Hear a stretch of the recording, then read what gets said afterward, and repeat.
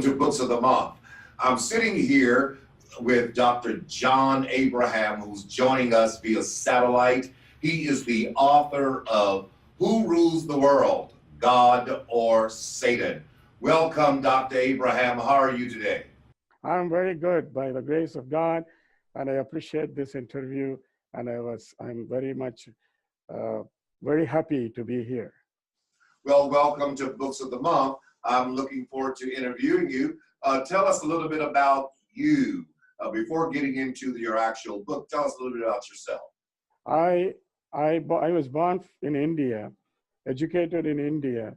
I became a veterinarian, graduated from a very renowned veterinary college in India, and I committed myself for the service of the Lord. I accepted the Lord when I was 19 years old. Then I became interested in serving for the Lord, accepting his call. So I later pursued the studies in theology in the United States, and I completed my Master of Theology and also PhD in a particular subject, all about the Holy Spirit. Okay, awesome, Dr. Abraham. So you're currently not in India, you are in Toronto, Canada, correct? Right now, I am in Toronto, Canada. And you are a pastor. Is your church located in Toronto? I am pastoring a church which is named after Calvary Believers Assembly. Calvary Believers Assembly. You are the founder and pastor of the church. That's right. And that is in Toronto? That's in Toronto. What is the address? 1560 Brimley Road, Toronto, Canada. The postal code is M1P3G9. Awesome. Well, Dr. Abraham, you wrote a very interesting piece of literature, sir. And your book will answer a whole lot of questions that individuals may have. Who rules the world, God or Satan?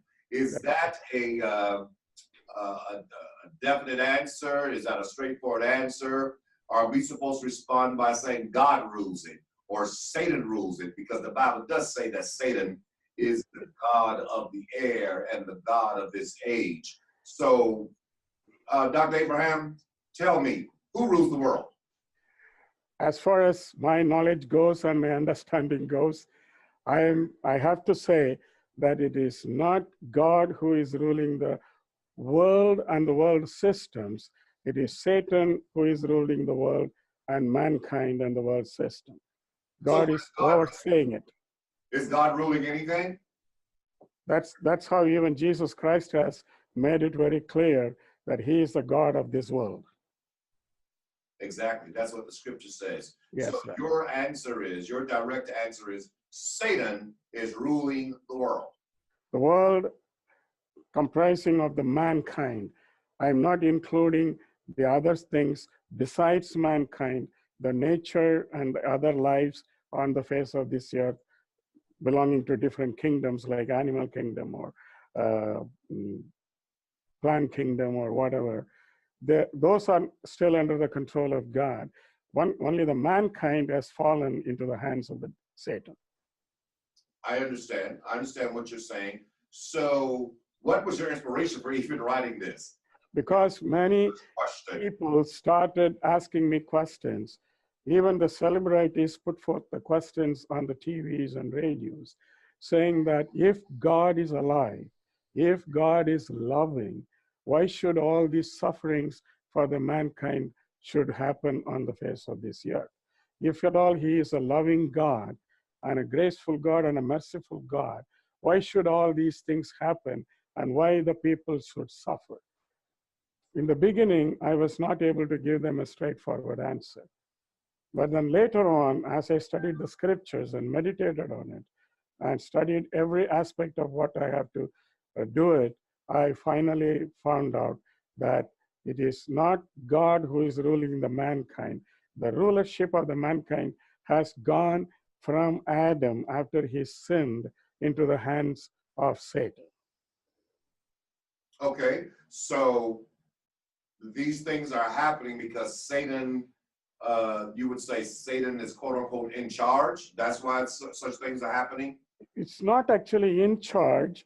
He is taken over, unilaterally, the control of the mankind. It has not been given to him. He has actually stole it. So it has not been given to him by God or by mankind, but he took it on himself and started to maneuver everything in the life of the mankind. So who does Satan steal it from? Say that again, sir. Who or what or where did Satan steal this power from? Okay. But Satan was there when God created Adam and Eve in the Garden of Eden. And God told him, you have dominion, told Adam that you have dominion over all the creations on the earth, and everything will be subjected to you. This put a kind of an envious nature, thought into the mind of the devil, and he came and deceived him and pulled him into sin. So once he sinned, he lost his dominion on the mankind and on the face of this earth. So when the dominion is lost, he took it over. Satan took it over. It was not given to him by God or anybody, but he took it over by force and started, maneuvering everything in the man's life. Okay. So because of what Adam did, Satan took over. Took over. That's correct. Why didn't God stop him? That's a great question. It cannot be answered just in a few words, but I'll try to be as precise as possible. God has given the free will to Satan in the first place. And he used his free will to rebel against God, and he was cursed and he was thrown down and was made as Satan. So he was probably controlling the pre-Adamite world, which we are not given enough material to understand in the scriptures. But there should have been a pre-Adamite world which was ruled by Satan, which we can understand by a little bit here and a little bit there from the scriptures. Earth was without form when God saw the earth at some point of time, maybe 6,000 years ago. The earth was in existence, but it was without form. So God made it, put it back in proper place for man or some kind of living things to live back again on the face of this earth. There should have been some kind of life even before Adam was created, because in the story of creation, we find God speaking these kind of words. Let the earth bring forth the plants, and let the animal kingdom. And everything was kind of hibernated, or it was under the earth because of the previous destruction. It should have been also by a flood like Noah's flood, because everything went underwater and everything was died and hibernated.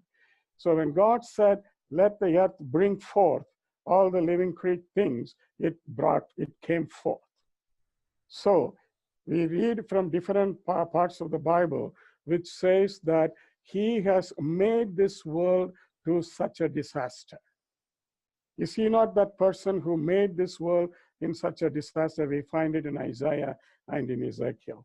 So there was somebody who was ruling the earth before Adam was created, and he made a mess of this earth and a disaster, and God destroyed it by flood, and the earth was covered totally by water. And we see in Genesis chapter 1 verse 2 that the Spirit of the Lord was hovering over the earth, protecting it. So when the first flood came, Satan and his angels, or whatever who was with him, all the evil spirit, escaped from the earth and now occupying the mid-air or the second heaven, whatever the Bible describes it. So they are still there, watching over the earth, what is going on. So God came in now and he said, let's make the earth livable again for a humankind, which they will be like us in our image and in our likeness. We will create the mankind on the face of this earth, and he will be having dominion over everything on the face of this earth. That's what God planned.